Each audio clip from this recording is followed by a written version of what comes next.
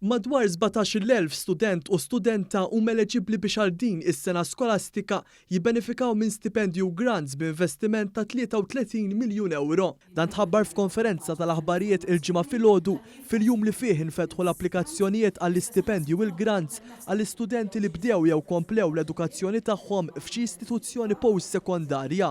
Hawnhekk ġie żvelat ukoll kif innefqa mill-gvern fl-istipendji din is-sena żdiedet b'miljun euro. L-eluf ta' studenti li se jibbenefikaw minn dan l-investiment massiċ jieħdu b'kollox 10 stipendji, bl-ewwel pagament ikun fil-bidu ta' Diċembru u l-aħħar wieħed f'Awwissu. L-aħħar ta' Ottubru l-istudenti jieħdu l-grant li r-rata tiegħu tvarja skont il-kors li jkunu qed jagħmlu. Fil-konferenza ntqal kif aktar kemm l-istudent japplika kmieni, aktar jirċiev il-pagament qabel. Fl-applikazzjoni student irid jippreżenta ċertifikat ta' tluq mill-iskola sekondarja u l-Jobs Plus History riċenti anke jekk qatt ma ħadem.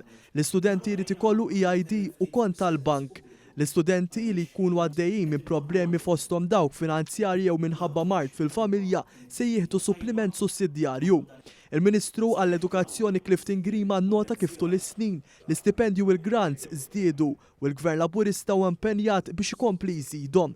Fi żmien li ġej ukoll l-istudenti se jitħallew jaħdmu aktar minn 25 siegħa fil-ġimgħa u fl-istess ħin jieħdu l-istipendju. Aħna qed naraw propju illi fi żmien illi ġej dawk l-10% nerġgħu nżidu fuqhom bil-persentaġġ ta' 15% kif ukoll nassiguraw li l-istudenti jkunu jistgħu jaħdmu saħansitra aktar millum sa massimu ta' 30 siegħa. Il-Ministru saħaq ukoll kif dan l-investiment qawwi iwassal biex l-istudenti jkomplu bl-edukazzjoni tagħhom u eventwalment jiggradwaw bl-unuri. Bħala pajjiż ninsabu aħjar minn dak li huwa l-average Ewropej f'dik li hija rata ta' studenti illi propju jġibu degree u allura jmorru għal dik li hija l-edukazzjoni terzjarja. Biżejjed wieħed jgħid illi fl-aħħar 10 snin pajjiżna għeleb ħafna dik li kienet ir-rata u tejjeb ħafna dik li kienet ir-rata tal-early school leavers illi permezz tagħha ilħaqna dak li huwa kważi tista' tgħid il-medja Ewropea. Fil-jum li l-bord tal-istipendju u l-grants nieda logo ġdid, iċ-chairperson tal-bord Horace Lawdi